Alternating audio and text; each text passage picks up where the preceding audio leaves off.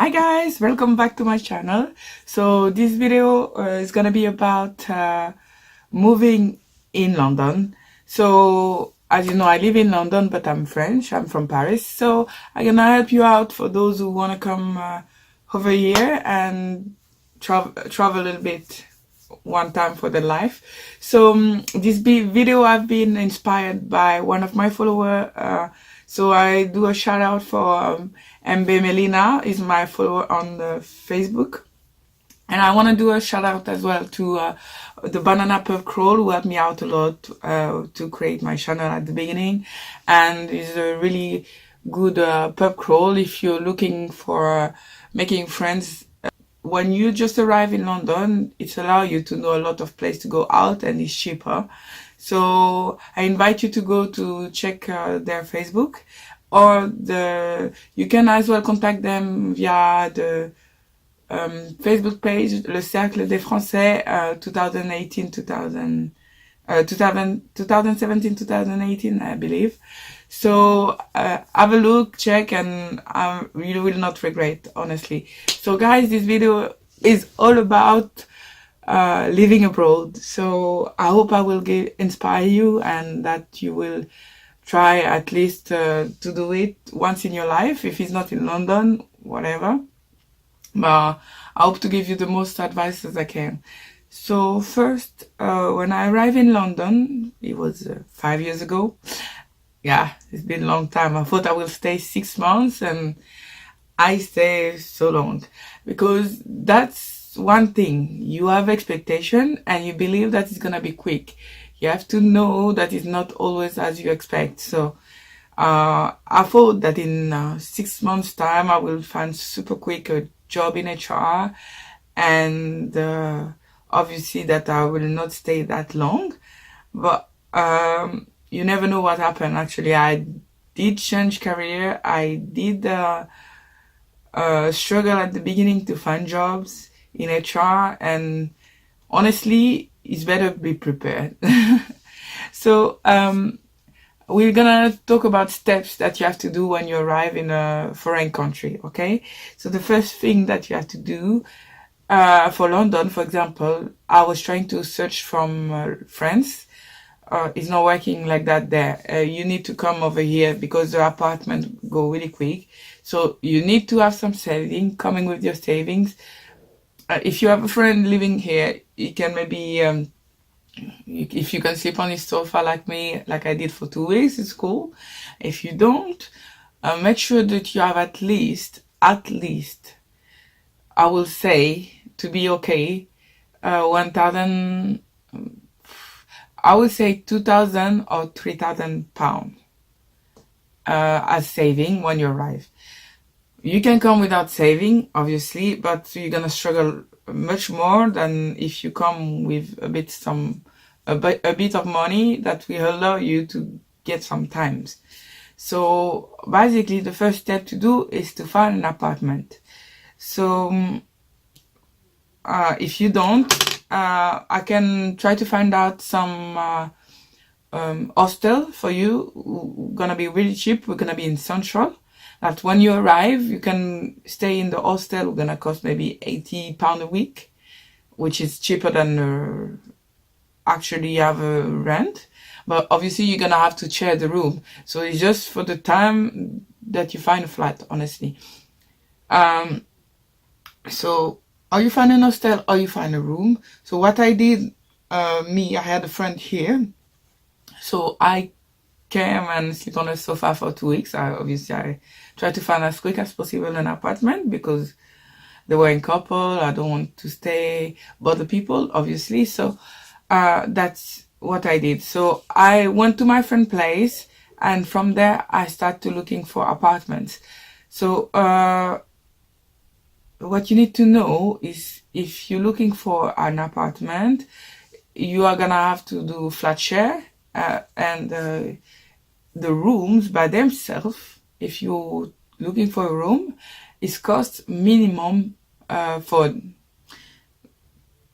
minimum 500, I will say £500, but usually £500 is not necessary for double room. My room is a double room, but usually you can find a single room for £500. So obviously you're gonna stay long. It's better you be comfortable, and if you want to receive some member of your family when they're gonna visit you in London, it's better that you find a double room, but for a cheap price. Because obviously, guys, if you go for the £700 room and more, you're gonna struggle a lot, even when you're having a job, because the job, especially for example in hospitality, they pay like minimum wage is like £7 an hour, so you're gonna do around 1,200 per month.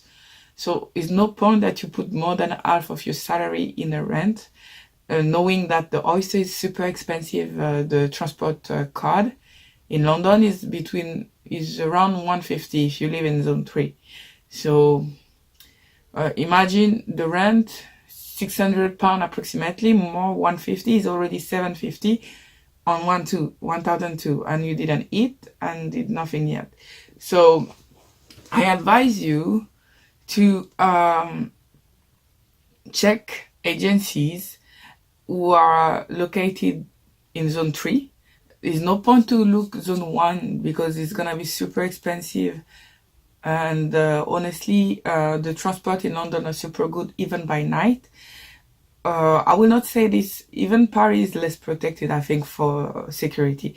In London there is camera everywhere, there is light everywhere, and there is bus like the same than in the day.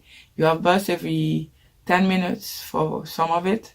So what I advise you is to search an apartment in zone 2 or 3. 3 is better because it's gonna be cheaper, but make sure that it's close to a metro. Because honestly, from zone 3 to 1, you take less than 20 minutes if you're on the central line and the northern line. That is the thing that you need to check. When you're looking for an apartment, check check the tube station and that are close to your apartment. Try to not find, obviously, if you take an apartment where it's not close to the tube, close to the bus, it's gonna be cheaper, but you're gonna be a bit tired every day to take a bus. Maybe, the bus are less are precise than the tube for the time. So you're gonna have to take more time to go to the tube station, etc., etc. So make it simple. Find an apartment who is close to the tube, like 5-10 minutes, but you don't need to be in zone 1. It can be in zone 3. Because honestly, even by night, if you work by night, when you take the bus, maximum is gonna take 30-40 minutes to go back home by bus. So what you need to know about apartment in London is that it's not like in France, in Paris. You don't need guarantors. You don't need to have a job necessarily. You just need to have the money. Simple as that. So you need, for the rent, minimum, if you go via an agency, I went via an agency and I prefer, the agency gonna ask you to pay the rent, but the same amount of the rent for the deposit. Which means, for example, if your rent is £500, you're gonna have to pay £500 extra as well for the deposit. So straight away you're gonna have to let £1,000, which that's the reason why I say you need to have minimum £2,000 or £3,000 when you come in.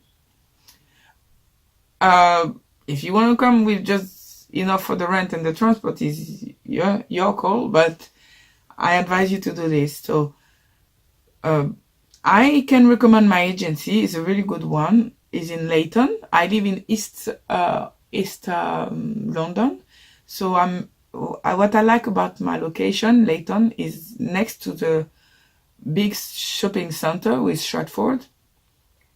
So I'm on the central line, so I really take to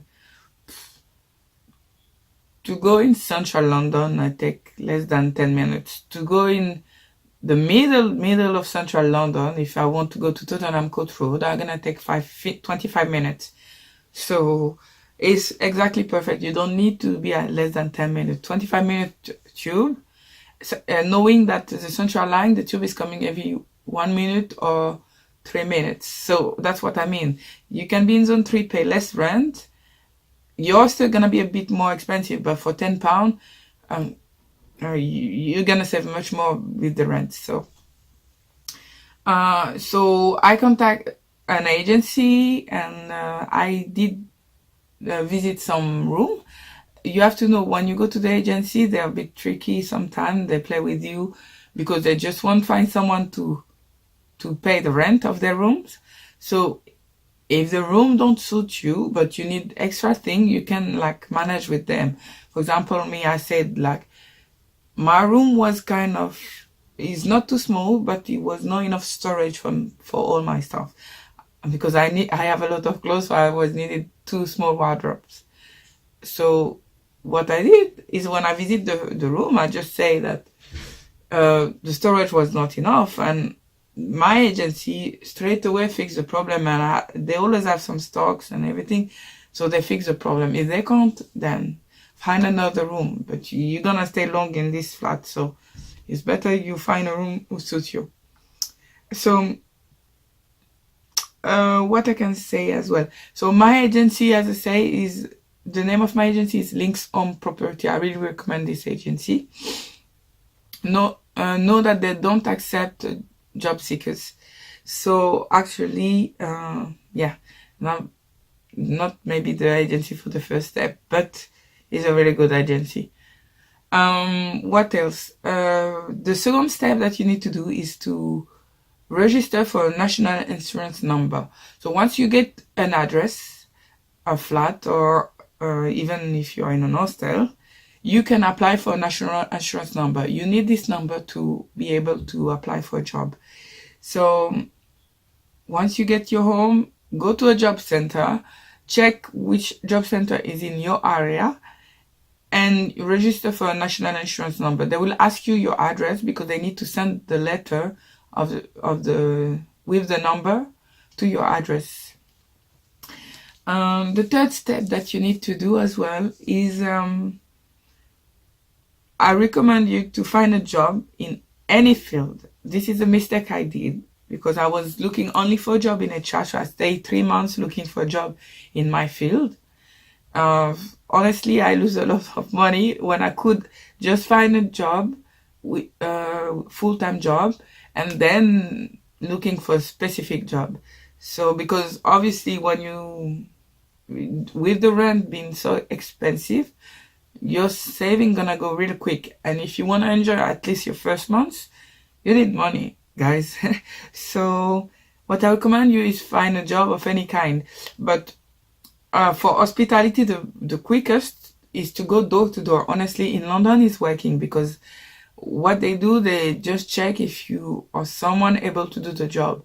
It's not like in Paris, so you need to have the experience or apply by email.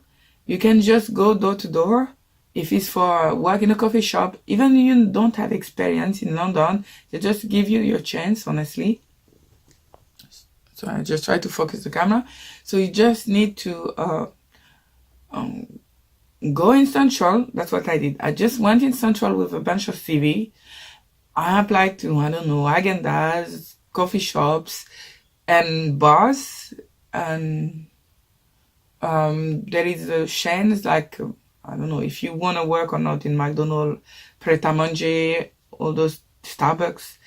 But I recommend you to find more a job like this than a job interim, because obviously interim you don't necessarily have holidays paid, but if you go for any job full time, you will be paid and you will have holidays. So take a job, go door to door, put your CVs, and say you're looking for full-time job, not part-time, because usually they will not call you back if you're looking for part-time job.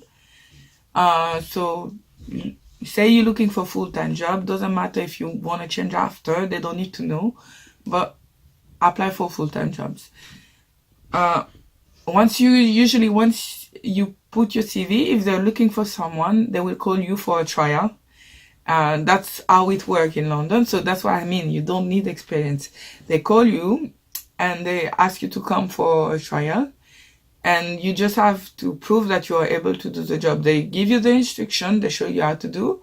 So for 1 or 2 hours, you're gonna have to work hard and show them that you're able to do the job. Following this trial, if they liked you, they will call you back and tell you when you're able to start. Usually don't take more than 1 week. The fourth step, you can do it before, but is to find a bank. So some bank, they don't wanna give you a bank card or a bank account if you don't have a job. That's why I put getting a job in the third place. So I'm gonna recommend you 2 banks. The bank that I use, they didn't ask me a job when I go to this bank. So I recommend you to go to this bank, and actually it's a really good bank. It's Metro Bank. So what I like with this bank is that it's open 7 days on 7, and it's open more late than other banks. Usually it's open until 8 o'clock, something like that. And you always have, even when it's closed, a telephone service. I don't know how to say it. You can call a number and there is always someone to answer you about any question, if you lost your card, anything. So it's a really good bank for that. If you need a bank account quick, for example, because you wanna have a English telephone number to not have expensive bills of telephone, I recommend you to go to Metro Bank, open a bank account. They're just gonna ask you your address. That's what I like with this bank. When I came 5 years ago, it was not. You didn't have too much choice. Honestly, most of the bank, like Lloyds and stuff, they don't open bank account if you don't have a job. But right now, everyone have a new bank. It's called Revolut. It's an online banking, and apparently they don't charge you as well. And it's a really good bank because they allow you to, for example, if you have French currency, they make the conversion, and you don't pay the charges because Metro Bank is an English bank. So when I want to transfer money on my French bank account, I do pay the conversion. In Revolut, you don't have to, but it's online. So, but it's gonna be quick. They just send you to your address, your card, and you're ready to go. A lot of people have Revolut, and I'm thinking actually maybe I should take it because if I want to go back, or maybe it should be more easy than having 2 banks, you know.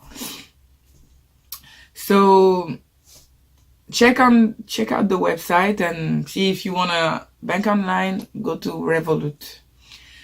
And the 5th step that I recommend you is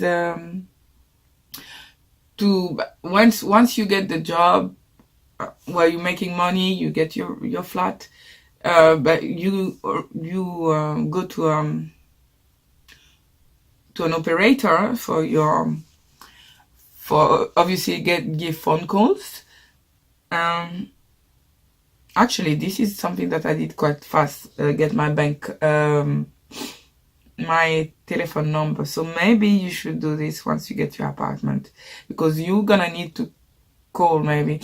So me, I went to Virgin because they had the contract was £15 for all unlimited. Most of the operator they don't. You pay the data when it's about internet. And what I liked with Virgin is I didn't have to pay the data. So imagine when I was in my friend home, I had my Virgin card, so I could look on my phone for flats and everything, call landlords, and go to visit.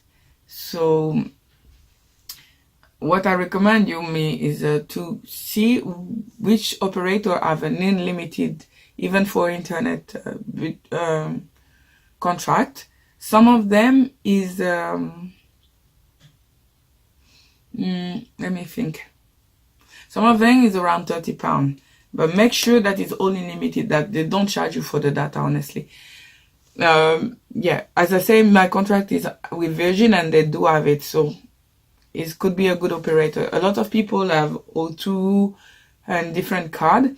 Me, I choose Virgin because my contract is a monthly contract. So I didn't know how long I'm gonna stay in London. I didn't want to pay a year contract. So I already had my phone, so I just pay for the card basically, and like that, anytime I wanted to go back, I would be able to cancel my contract with my operator. And so to finish, once you get everything, just search again for a job that in your specific area. For example, if you're looking for a job in IT, go for it. Search on, there is some website I didn't know when I came here, but the English website for search job, there is CV library, where you can let the CV and a lot of employer gonna call you. There is Monster UK. If you're looking for an admin job, there is a Sec in the City, is like for secretary. And obviously update your profile on LinkedIn but in English.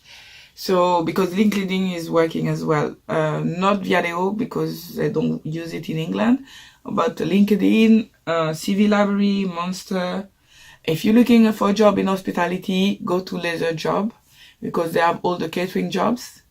But as I say, I recommend you to find a full-time job more than interim. I hope all my advice helps you, and if you need to make some friends as well, don't forget there is a banana pub crawl where you can go.